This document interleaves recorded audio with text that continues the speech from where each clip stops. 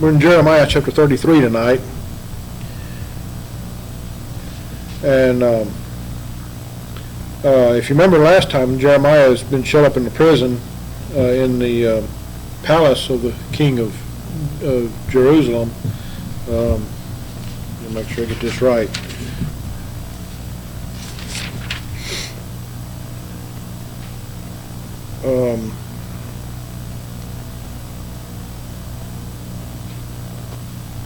Zedekiah. Yeah, I'm trying to remember his name. Zedekiah, the king Zedekiah, the king of Judah, had shut Jeremiah up in the prison, and he's basically Jeremiah is basically a political prisoner, if you want to call him that. He's been arrested because he was preaching against the government, and he was saying things that the king didn't like. He was preaching some hellfire and brimstone, and the king didn't like what he was saying, the prophecies that he was giving of what Jeremiah was saying that was going to be coming for the king and his household and for the city of Jerusalem, and so the priests and the prophets at the temple had been complaining, and the king was in agreement with them, and so they had him arrested, and so he's in the king's. It's called the prison at the king's palace, but he's still able to receive visitors. He's not in solitary. It does appear that possibly he's by himself in a holding place. I don't know if it's a cell or not, but he is able to have people come and visit him. And there's one man that remember the man that was writing for him. There was a book that Jeremiah had this man write, Baruch, and that man has spent some time with him. There's some others that come and visit him. I think he has a nephew or somebody that comes and visits him. But he keeps preaching, and tonight, the topic tonight is the promise of restoration for Israel, and this is an area we've talked about off and on during this study, and we have to be careful. And I've mentioned this before, because Jerusalem was restored or not Jerusalem, but Israel was restored with Jerusalem, I guess you could say. Somewhat after the captivity, but not completely. Most of the restoration that we see talked about in the book of Jeremiah kind of coincides with what we read in Revelation 2. That's going to happen there. And it's because they're talking about the same time period. Jeremiah is predicting, and if you notice, he uses words like forever and from now on and those types of things, and those, you don't use those words for a time period that's not going to last very long. And we see if we'll get to it eventually in the study, but when they come back from the captivity, after the 70 years of captivity in Babylon, they're quote-unquote, I guess, good for a short period of time. But by the time you get to the day that Jesus comes on the earth, the Jews are a very wicked people, and especially the priest, and the priests and the prophets, and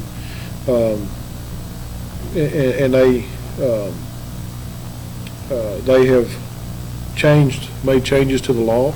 They've added to and taken away from the law of God to suit their own purposes, and Jesus even talks about that in the Gospels.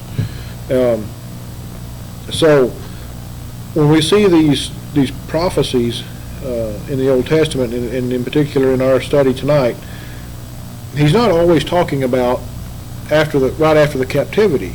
Sometimes he's talking about much further in the future, and so we'll try to differentiate between the two when we can. Sometimes it's hard. Sometimes it's difficult to tell the difference in between the two, but we'll get to it and we'll try when we can. So in verse 1, Jeremiah 33, verse 1.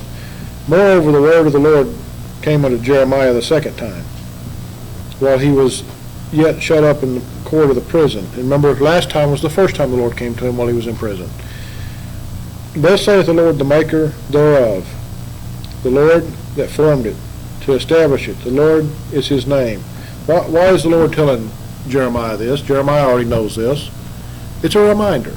You know, we talked about, the other day, we talked about reminders. The Lord gives us reminders of who he is, and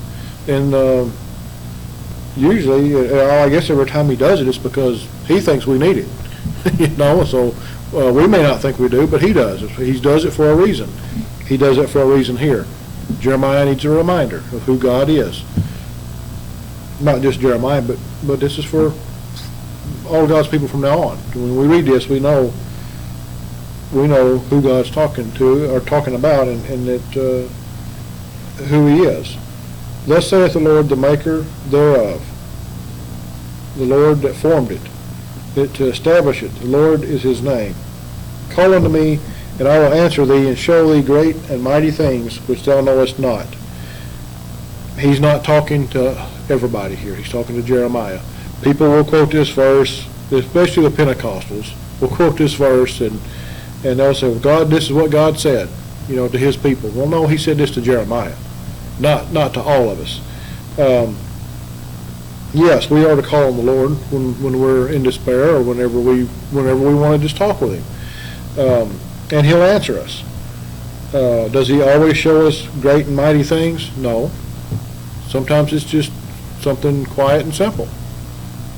But in this case, he has a reason to show Jeremiah these things. And he says, which thou knowest not, things that you don't know. He doesn't always show us things that we don't already know. Just like verse 2, Jeremiah already knew that. So he's not going to call on God, and God's going to show him that all over again. God's about to show him some things that he hasn't not shown him yet. Some new things, some new prophecy. For thus saith the Lord, the God of Israel, concerning the houses of this city, and concerning the houses of the kings of Judah, which are thrown down by the mounts and by the sword. And remember here, Jerusalem's under siege, but the other cities of Judah have already been overthrown. Jerusalem was the last holdout, the last stronghold. Everything else has been overthrown, and all the kings of those cities are gone now. They've either been taken captive or they've been killed. They come to fight with the Chaldeans, but it is to fill them with the dead bodies of men whom I have slain in mine anger and in my fury, and for all whose wickedness I have hid my face from this city. He brings up again the wickedness of the people. The wickedness of who? The people of God. Behold, I will bring it health and cure. I will cure them and will reveal unto them the abundance of peace and truth. There's going to come a time where God's going to heal Israel. We know through our studies, we've already talked about this. That's not happened yet. He's not healed Israel yet, but it's coming. And he says, and will reveal unto them the abundance of peace and truth. Israel has not seen peace and truth yet. They've seen periods of peace, but not everlasting peace. And they certainly haven't seen truth yet. We know that because you look at the land over there today, and people say, well, this is talking about them. Well, no, they don't have the truth yet. That's pretty obvious. I mean, you don't see God's, you don't see saved people over there right now. Not an abundance of them anyway. He's talking about the whole nation, not just a small group, but there's going to be a time when the whole nation is going to be saved. And when I say whole nation, I don't mean what we think of as the nation. It's God's elect nation of Israel.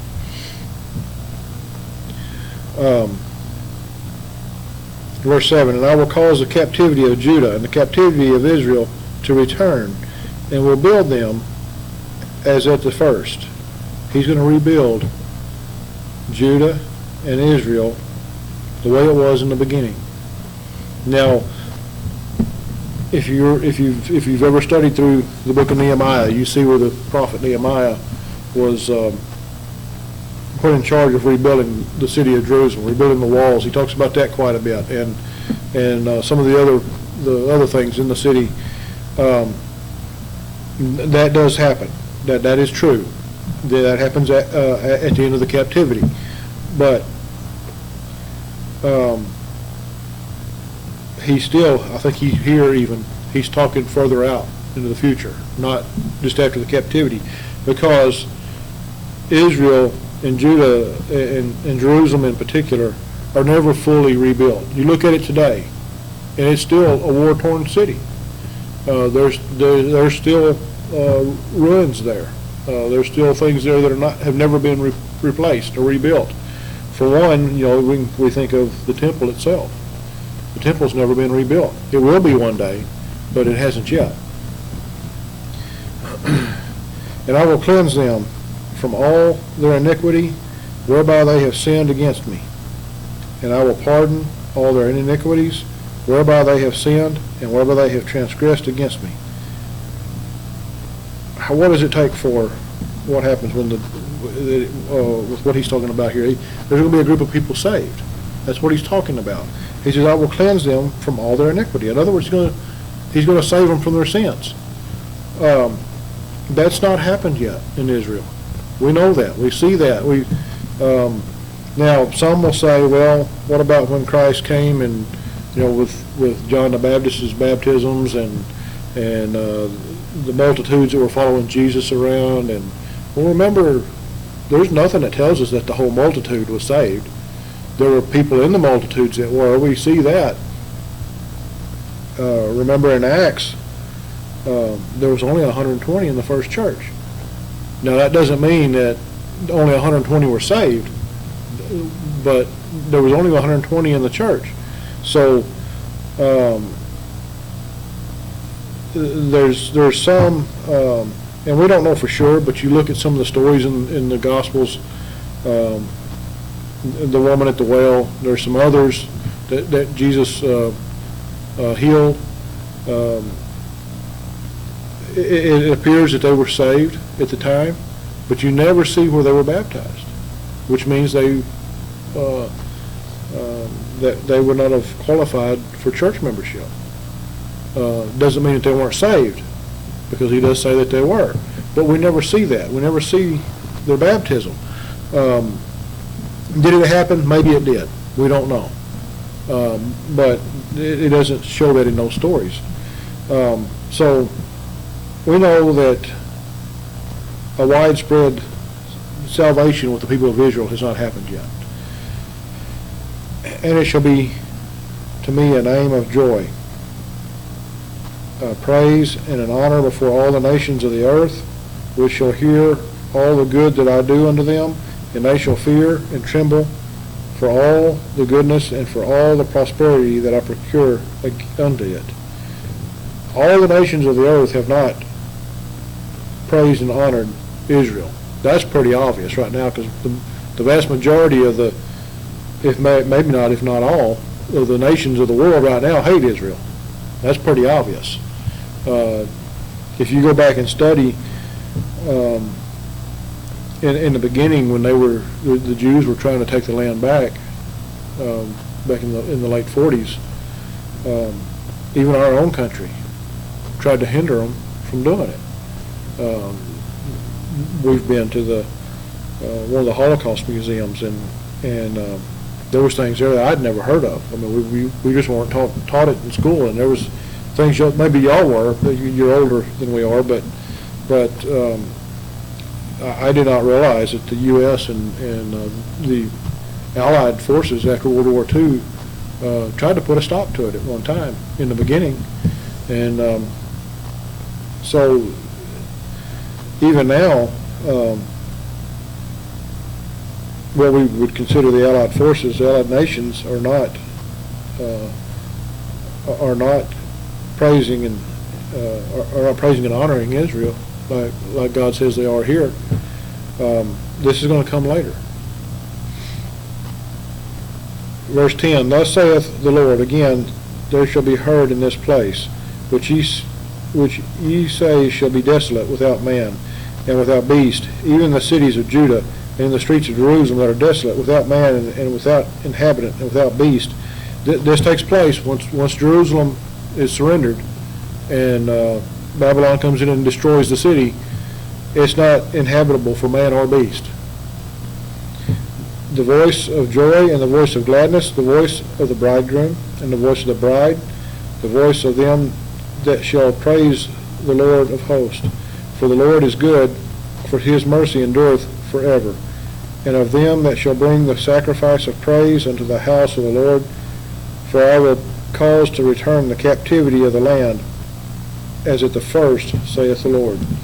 Now, this bridegroom and bride that he talks about here, some are going to try to say that that's the Lord and the church, and I don't think it is. I think he's using that as an example of a celebration. There's going to be a celebration like there would be for a bride and a bridegroom at a wedding. And he's used this example before in Jeremiah. It's been several chapters back. We saw that. There's no comparison at all here to the Lord and the church. That's not what this is about. But it's about when they do return from the captivity, there's going to be a big party, a big celebration, because they're back in the land again. And you notice here, it says, for I will cause to return the captivity of the land, as at the first, saith the Lord. This is one of the places that we have to be careful, because it appears maybe he's talking about at the end of the 70 years of captivity, but he may not be. They don't fully return. Remember, even at the end of the captivity, not all of the Jews returned. They were still scattered all over the place, and that's evident in the New Testament when we look at the day of Pentecost in Acts 2. They were still scattered all over the place. This return of the captivity, he says, as at the first. What happened at the first? All of the Hebrew people left Egypt. They were only in Egypt at the time. They left Egypt and went to Israel. They went to the Promised Land. All of God's people. All of his elect. That's not happened again yet. It will. But this captivity he's talking about, they're still, now we don't think of it as captivity, but they are still not home yet. And we know by reading what we've read in Revelation that there's going to come a time where God's going to call them from all over the earth. They're going to come back to Jerusalem, and God's going to send 144,000 of them, of his elect, into the wilderness for hiding. So there's going to come a time, and it'll be after that even, that they're going to repossess the land. Verse 12, thus saith the Lord of hosts, again in this place which is desolate, without man and without beast, and in all the cities thereof shall be a habitation of shepherds, causing their flocks to lie down. In the cities of the mountains, in the cities of the vale, and in the cities of the south, in the land of Benjamin, and in the places about Jerusalem, and in the cities of Judah, shall the flocks pass again under the hands of him that telleth him, saith the Lord. Behold, the days come, saith the Lord, that I will perform that good thing which I have promised unto the house of Israel and to the house of Judah. In those days and at that time will I cause the branch. Notice the word branch is capitalized. Is it capitalized in y'all's Bibles too? Who is that? It's talking about the Son of God. It's talking about the Lord. The branch of righteousness. So now we have no doubt who it is. There's only one branch of righteousness.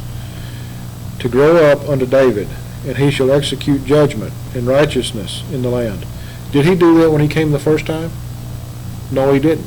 That's why I keep saying that this is not talking about the 70 years of captivity, or the between the 70 years of captivity and the time he came.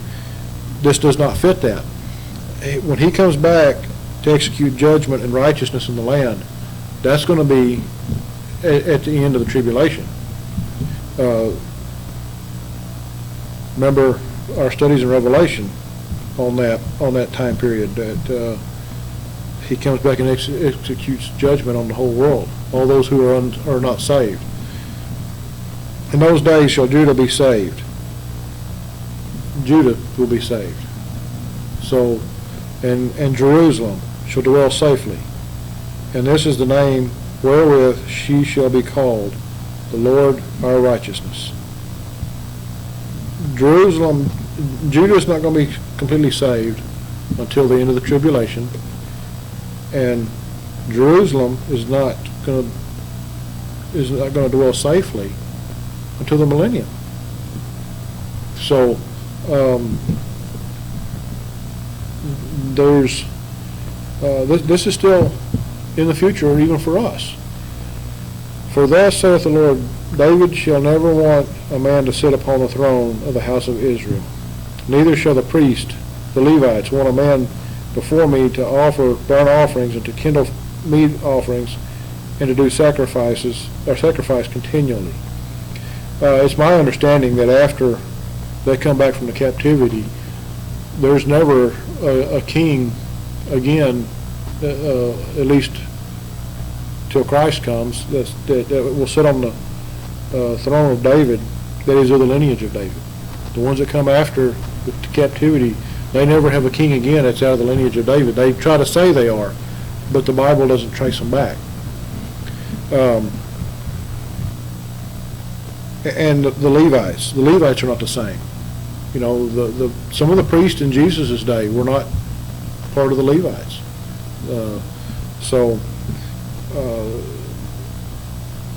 I believe that's what he's talking about here. And in verse 19, and the word of the Lord came unto Jeremiah, saying, Thus saith the Lord, if ye can break my covenant of the day and my covenant of the night, and that there should not be day and night in their season, then may also my covenant be broken with David my servant, that he should not have a son to reign upon his throne, and with the Levites, the priests, my ministers. This covenant that he's talking about here, and this is a simple thing. It's not the covenant of the law. He's talking about, remember back in the day of creation, God said that there's going to be morning and evening. There's going to be day and night. That was a covenant. It's a type of covenant. It's a promise. So from Genesis 1 all the way through to eternity, till the end of this world, there's going to be day and night. Now, when we get into eternity, it's all going to be one day.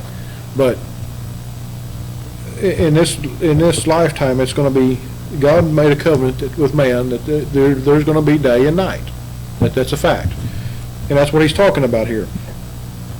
If God can break that covenant, then he would break the covenant about David and his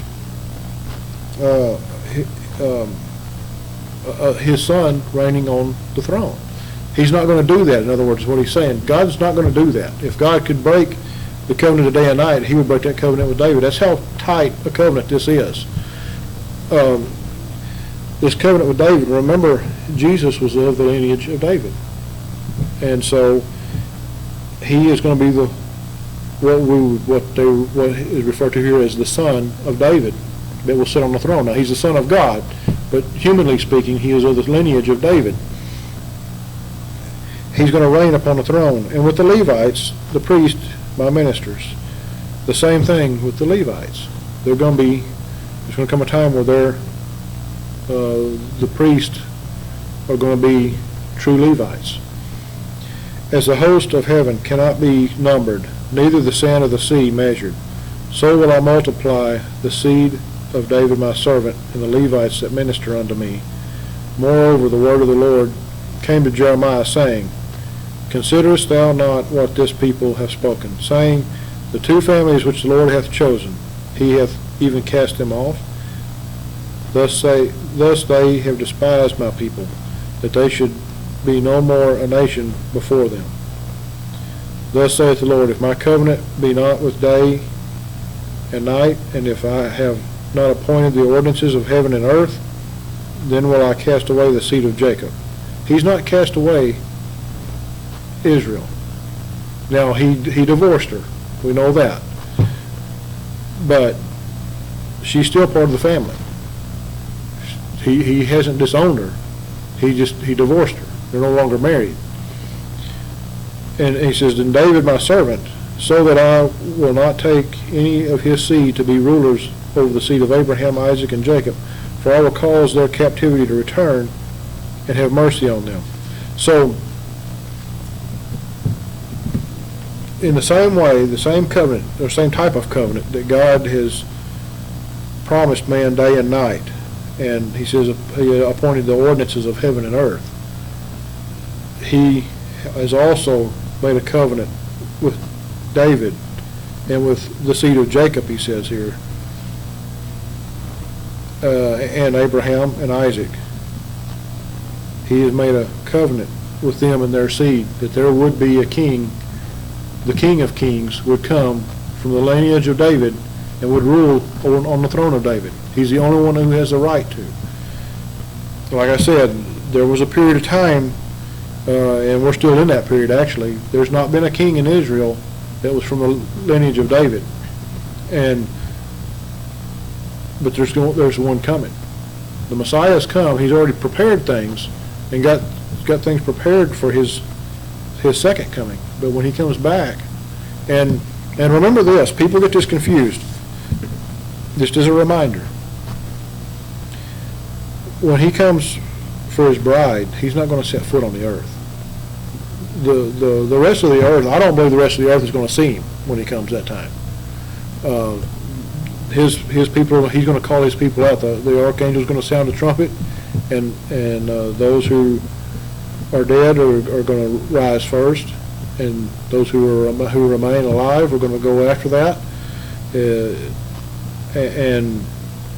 Will the rest of the earth know what's happened? I think some of them will. Some of them are not going to care. Some of them are going to think, well, we got them out of our way now. We can do what we want. That's kind of what I see happening in this nation for sure, if it's still a nation at that time. People are going to say, well, all the Christians are gone. We can party up now. We can do what we want, and that's what's going to happen. You can look at Revelation and see it tells. But when he comes back again at the end of the tribulation to take on the armies at the Battle of Armageddon, he is going to set foot on the earth. And we looked at that the other night. He's going to stand on Mount Zion, and the 144,000 are going to be there with him. We'll get into more of that study later on that part. But remember, a lot of this prophecy in Jeremiah has not happened yet. It will. God promised it. And we see here, as he promised us day and night, and as he promised us the ordinances of heaven and earth, and then he has promised Abraham, Isaac, and Jacob, and David that their seed, one who was of their seed, would rule from David's throne, and he will. So we'll stop there for tonight.